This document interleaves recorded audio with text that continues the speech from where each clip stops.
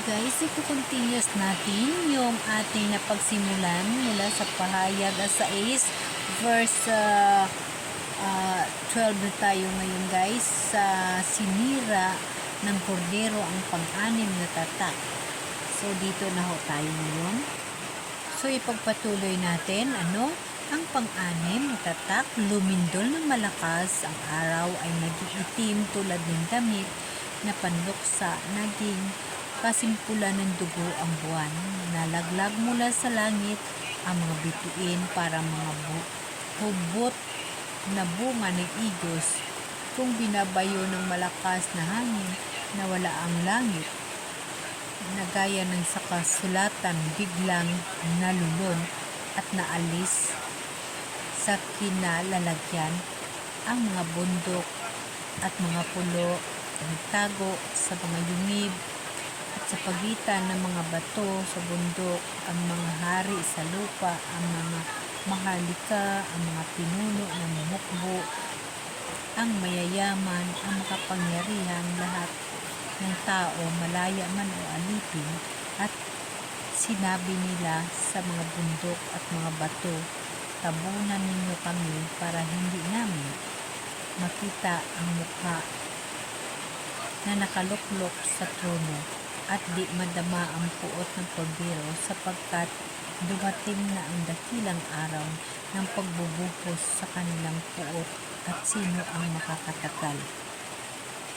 Ito ho guys, nakabiso ito sa pangitain ni Juan sa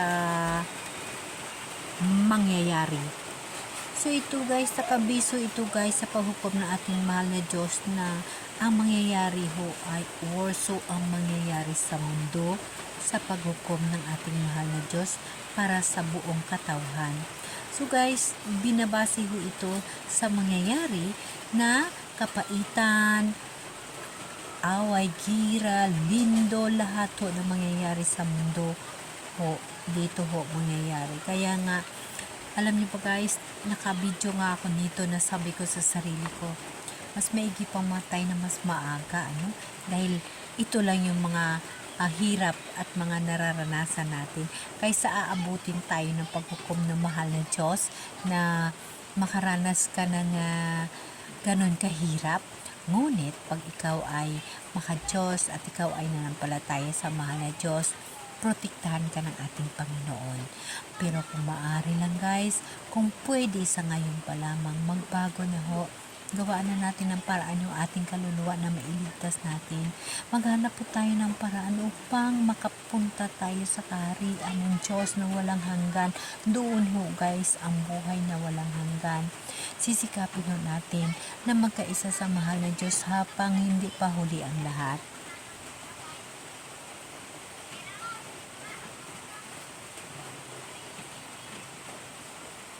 So dito sa pang-anim na tatak, dito ho nakabase yung paghukom ng mahal na Diyos, na ito ay para ito sa mga tao ngayon, sa mga katauhan, na tingnan ninyo yung mga pangyayari ngayon, yung labanan, yung gera, kaya yung mga bundok na mga lindol, yung mga pumuputok na bulkan, dito nababase na ang paghukom ng mahal na Diyos ay worse pa ang darating. Ngayon pa lang, nakikita ninyo kung anong kahirapan, kung anong mga sakuna na nangyayari. So pagdating ng ating mahal na Diyos, yung final judgment niya, mas worse pa ho ang mangyayari sa mga tao na binigyan na ng pagkakataon, ngunit hindi pa rin nagbago. Kaya maawa kayo sa inyong mga sarili, sa ating mga sarili. Ang pagbabago ay inaantay ng ating mahal na Diyos. Kailangan nating magbago upang makapunta tayo sa kaharian ng mahal na Diyos, sa kanyang gintigana sa atin, sa ating prepare niya sa atin sa buhay na walang hanggan. Guys, yung buhay ngayon sa mundo, napakahirap ng sitwasyon dahil sa mga nangyayari. Ito na ho yung sign ng mga sakuna, ito na yung sign na malapit na ang mahal na Diyos mag-judge. Ito na ho Kunting panahon na lang ang inaantay ng ating mahal na Diyos. Kailangan natin magbago kung gusto natin ang buhay na walang hanggan. Inuulit ko guys, yung buhay natin dito sa mundo napakahirap. Napakahirap po. Hindi pa ba kayo nagsasawa sa buhay natin sa mundo, puno ng problema? Ang mga kasayahan na yan ay panandalian lamang. Ngunit ang inahanda ng mahal na Diyos sa atin ay ang buhay na walang hanggan. Buhay na talagang kaharian, at yun ang gusto ng mahal na Diyos sa atin, yung buhay na walang hanggan, yung buhay na kanyang ipinangako sa atin.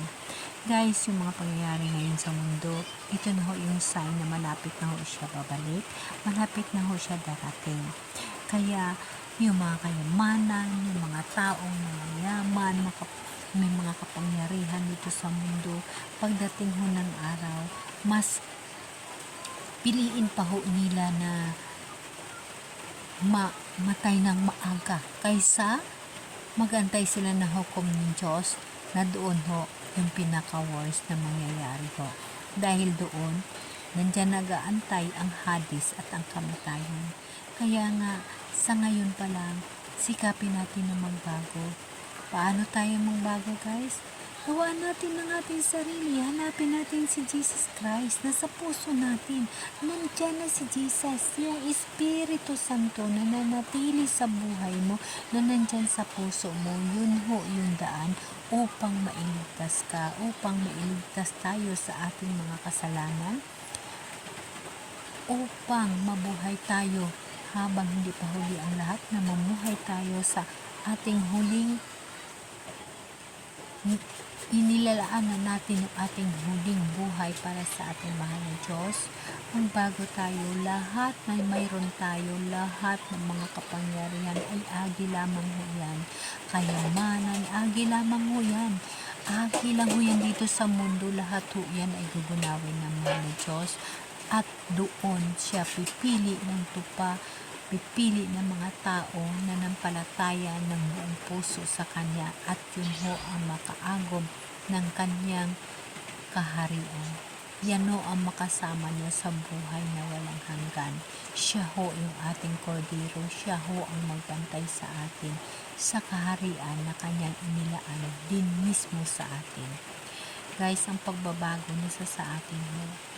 Dahil kung gusto mong magbago, humingi ka sa Holy Spirit na guidean ka, gabayan ka upang magbago ang buhay mo, upang makamtan mo ang gusto ng mahal na Diyos sa buhay mo, at ang kagustuhan niya ang ikabubuhay mo, upang maging maayos ang iyong sitwasyon sa buhay at makamtan mo ang buhay na walang hanggan. Ang mga kasalanan natin guys, sinuulit ko, napatawad na ho tayo ng mahal na Diyos noong siya ay namatay sa cross. Ngunit huwag natin ipananatili ang mga ganong mga pagkakamali. Kailangan natin ating baguhin at ating unawain ang bawat kataga na ayon sa Diyos para sa iyo. Yan lahat ay iyong mabubuksan sa puso pag ang Holy Spirit iyong hingian ng gabay upang mabuhay ang iyong isip at bigyan ka ng katanunguhan at makita mo ang tama at mali sa mga iyong ginagawa. Guys, dahil sa kapuutan ng mahal ni Diyos sa mga taong hindi nagsisisi, ang lahat na nakapropesiya sa Bible ay mangyayari.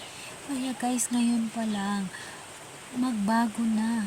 Bigyan ng panahon at bigyan ng tamang pag-iisip kung paano hahanapin ang buhay na Espiritu ng Diyos sa puso mo.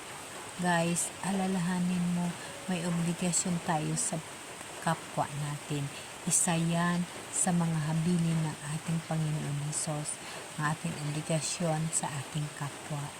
Guys, ang mahal na Diyos nasa puso ng bawat isa sa atin.